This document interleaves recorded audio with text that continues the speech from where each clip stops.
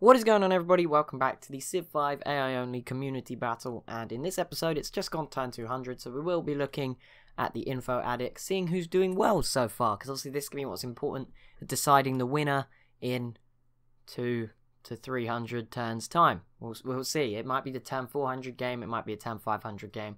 It depends how it's all processing, but it's going okay so far, so that's good. And yeah, we're going to have a look at exactly who's doing well with what, and hopefully your pick is doing great, because I know my pick certainly isn't.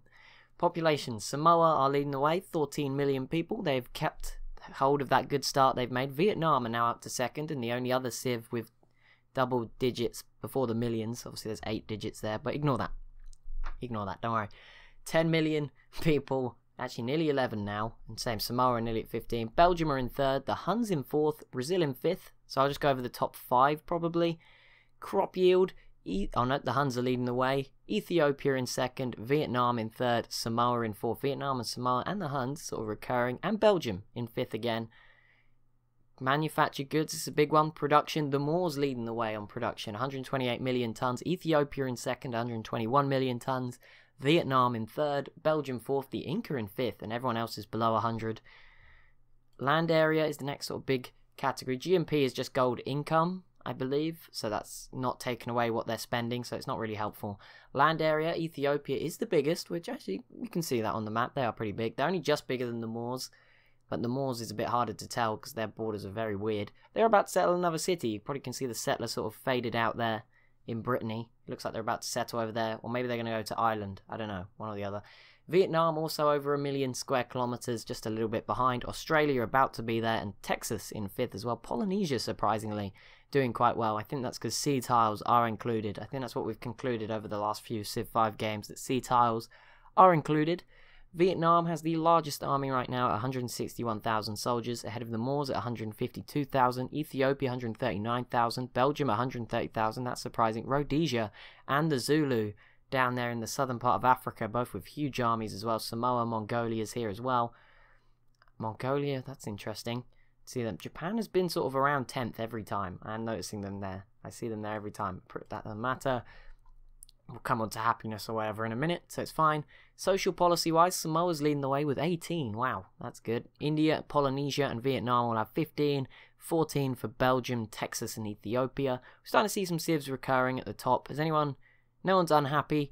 You can see Prussia and China are dead. I don't think anyone else is dead, but there might be some civs in here that have lost all their cities and still have units wandering around. Not 100% sure. I don't think there's that many civs that have been completely destroyed though, so maybe not. Technologies. Yeah, it just looks like Egypt, Prussia, and China are destroyed. That's who's gone. I'm Venice, spectating. So in the bottom here, we've got the Sioux, Persia, Papal States, Shoshone all at 30. See some of the other civs who are down here at the bottom. Some surprising ones. Texas, it seems like North America sucks for technology. Just putting that out there. Leading the way. Wow, okay, a long way ahead. Samoa and Polynesia still leading the way here. They had the big advantage, but so did Japan and the Celts aren't even on here anymore. Samoa 43, so they are really making the most of this. Polynesia at 40. Korea 38. Korea obviously very good with science. Japan, Nigeria, and the Huns all 37. Ethiopia, Burundi 36. Oh, and so is Vietnam. So they're up there. Net gold, again, it looks like everyone is making... Okay, some people are losing gold per turn. The Aztecs, Assyria, Korea, Persia, Qing, and the Sioux. Some people on naught as well. Net gold, next one is cities. 1 for Qing, Persia, Maya, Congo, Papal States. They're at risk of being eliminated the most. Assyria and Babylon are actually at war right now, so we might see Assyria die in a minute. Just a heads up. Texas and Australia leading the way, both with 7. The Moors have 6. Byzantium, Austria, the Huns, Japan, Vietnam, Polynesia, and Ethiopia have 5. A lot of people with 4. 4 and 3 seems to be sort of the majority of people. There's only a few with 2, actually. Science output. Who's putting out the most science? It is Vietnam right now with quite a lead. 232. See, that can change. Samoa, 186. Belgium, 179. Ethiopia, 171. Australia, 164. Japan up there again. So Japan aren't disappearing just yet. Culture output, Samoa's winning again, 90. Or they weren't winning that one, but Samoa is leading, 95. India 74. Ethiopia also on 74. Argentina 70. The Moors 63. Wonders, Ethiopia, Vietnam, and Japan all have 4. 3 for the Maya and Belgium. 2 for Samoa, Polynesia. A few people have 1. Treasury. Is anyone There's probably a few people. Yep, the Aztecs and Assyria have no money. Faith gain. We'll look at religion in a minute. I don't know if this really helps looking at the faith and faith gain. Ethiopia seems to be winning, so I imagine their religion's doing quite well. Great works. Samoa and Korea have 5. 4 for Ethiopia. Polynesia, quite a few 3s. Trade routes, 6 for Ethiopia, 5 for a few people. Load of 4s. Tourism, Samoa leading the way right now. Obviously that comes more important, probably around turn 300. Maybe a bit earlier than that when we see the ideologies coming into play. Let's quickly look at the religion overview, and then we'll get into the actual game again. I don't think everyone... Yeah, for some reason it doesn't sort by number of cities properly. I don't know why it does that. That's weird. But leading the way with 19. It's a 3-way tie between Confucianism from Korea out in East Asia.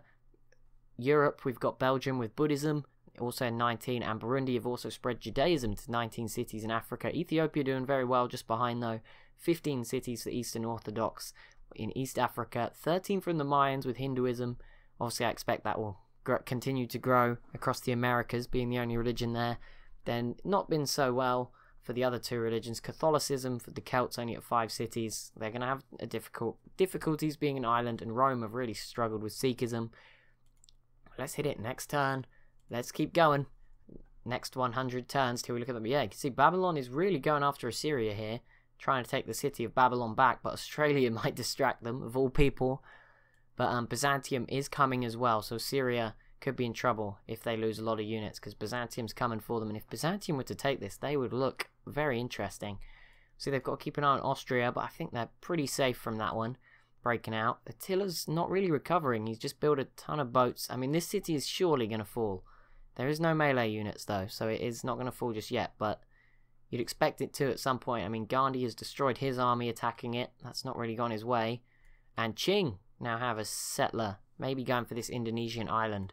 Korea pieced out with Japan, and yep, Korea survived with all 3 cities. Obviously, Qing...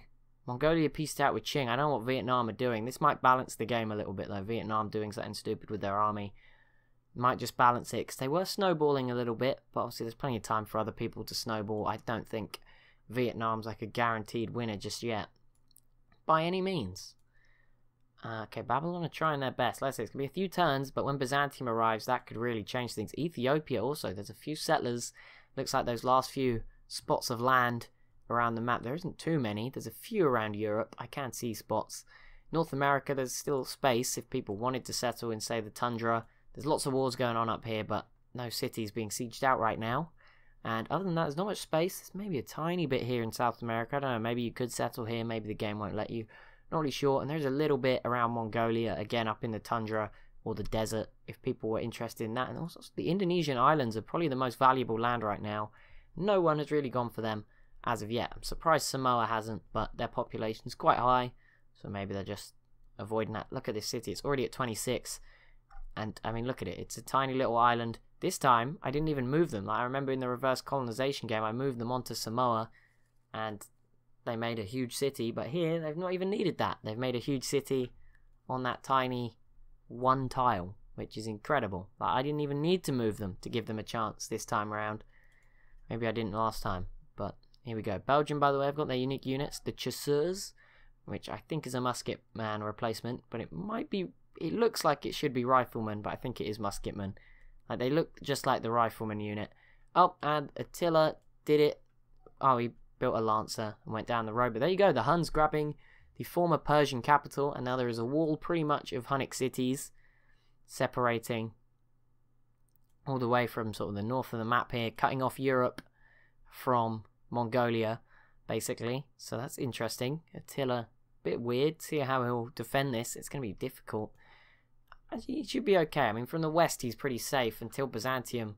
Byzantium, over time, might get strong enough to do something, but the Moors are obviously not a threat out this far. The Soviets have died away. I mean, they haven't even rebuilt. It's like they're just accepting their defeat at this point. They've got like 5 units, 6 units. Not really trying to build up. I thought that said information. Wait, oh my goodness. Hang on. Who was that? Tojo has entered Japan, Vietnam, Rhodesia, and Polynesia entering the industrial era. Okay, I wasn't expecting that, but obviously it's not such a surprise if there's 4 people doing it at once. But yeah, Japan is one of them. And they have Gatling guns in Japan, just as you do. And frigates are starting to become more popular. I can see those rising up as naval units that people are going for. Let's see. I mean, this region's still empty. I mean, there's Barringer Crater Wonder here. The Vandals have pieced out with Austria, and I thought for a minute Rome had died, but no, they looked a similar colour to the Vandals on the map, which confused me for a moment. But no, they're still doing fine. Not sure how long they'll hold on to that though, Rome. I feel like the Papal States will be destroyed at some point. Did you settle? No, yeah, okay, the Moors are going for Ireland. I thought that might be what they were actually doing, because, you know, they could have settled here ages ago, but now they've got deep sea sailing. I imagine that's what they're doing. They also have open borders with the Celts, but probably a combination of those things making it possible. Belgium are looking pretty strong. They've got large population cities in Europe. I mean, it's just who do they go after? I mean, they can go after this Celtic city. That would be okay, but it's not going to be the most helpful thing. Kilwa v Babylon. Just what we needed. Kilwa. I mean, I think... I don't know. Rhodesia and Zulu... They need to do something soon. Like, they need to go after each other. Samoa has pieced out with Ethiopia. And Qing did settle this island here. I don't know which one exactly it's called. I assume it's in Indonesian or Malaysia. One of them. But, yeah, they have been settled. It has been settled. And it is a Qing city, which means Qing has escaped. Because they're probably not going to last too much longer up here. Shoshone have only just entered the Renaissance era. So if you are rooting for Shoshone... Probably not the best of signs, as we saw Japan out here just to your west entering the industrial era quite recently, and Vietnam, which is going to make East Asia very, very interesting. Korea, I imagine, are pretty close too, because they've obviously, we saw them right up there too for technology. Obviously, they may not be able to use that technology to the best of their abilities, but oh, and yep, the Papal States also entering. That's not a good sign for the Shoshone. The fact they're entering the Renaissance era the same time as the Papal States. That is just a really, that just looks bad for you guys, I'm afraid. Not looking at Ethiopia. Settled Cyprus. I want to say this is Crete, resembling Crete. Obviously there's like a ton of Greek islands here that aren't resembled, but I think this is Crete, and this is Cyprus. Might be wrong, that's my guess. And Ethiopia grabbed a city on an island in the mid. Oh my goodness. Vandals, what are you doing here? Okay, Babylon is trying, and Byzantium has arrived, makes this interesting. I see India is trying to attack this Babylonian city too. But yeah, this could be the next... Oh my goodness, I smacked my microphone. Sorry if that was really loud. Okay, and Samoa completes the Sistine Chapel. Okay, so this could be like the next big thing, I think. Babylon taking control. Yeah, Byzantium and Babylon divide this up. I mean, it'll be good for Babylon. It's probably not enough to save them, but for Byzantium, this could be a big stepping point towards expanding more into the Middle East. The mountains still sort of protect them from the Huns, at least down here. Obviously these cities are still a bit of a risk, but they have so many boats. I feel like the ranged attacks across the sea are going to be very helpful. I feel like the Huns are wasting this stuff. Why? You don't need these frigates anymore. Like, they made sense at the start when you took this city, but now delete all these and use the money to build an army, surely, because you can't use those for anything now. Babylon is in the yellow. The city of Babylon is in the yellow. Put there by Babylon. Question is, it's probably going to be Byzantium that has to get the job done, because Babylon might run out of units, which would suck. I think the Vandals are coming to do a very similar thing, join in on this war, basically. Is this? Yep, this is the Soviets. I don't know when they settled here. It must have been a while ago, because this city's at 3 population, but there you go. They made it round. The Celts, they did squeeze out. I saw someone commenting saying that Cardiff would prevent the Soviets expanding. Didn't work out, but, I mean, it's not the end. What was that? You see that? I assume a unit got destroyed, but... What? There was just like a giant explosion in the water. That was really weird. There's 3 Celtic cargo ships coming up this way. Austria and Belgium. And yep, there we go. Ireland has been settled by the Moors. And still, okay, maybe the Shoshone capital could fall here to Polynesia. Wouldn't that be amazing? Korea, not amazing as in a good amazing, but it would be amazing, like, that it happened, that they managed to do it. Not as in, I want the Shoshone to die amazing. Korea v the Soviet Union, well, that doesn't matter. And Kilwa v Byzantium. Why are you doing that, Kilwa? Why are you doing that? You just want to die? Does look like, ooh, Ethiopia v Burundi might be about to get a whole lot more spicy down there, but it looks like the next video could be the fall of Assyria But that is going to be it for this episode. As always, if you have enjoyed, be sure to leave a like and a comment down below. Be sure to subscribe if you're new to the channel. Thank you so much for watching, and I'll see you in the next one.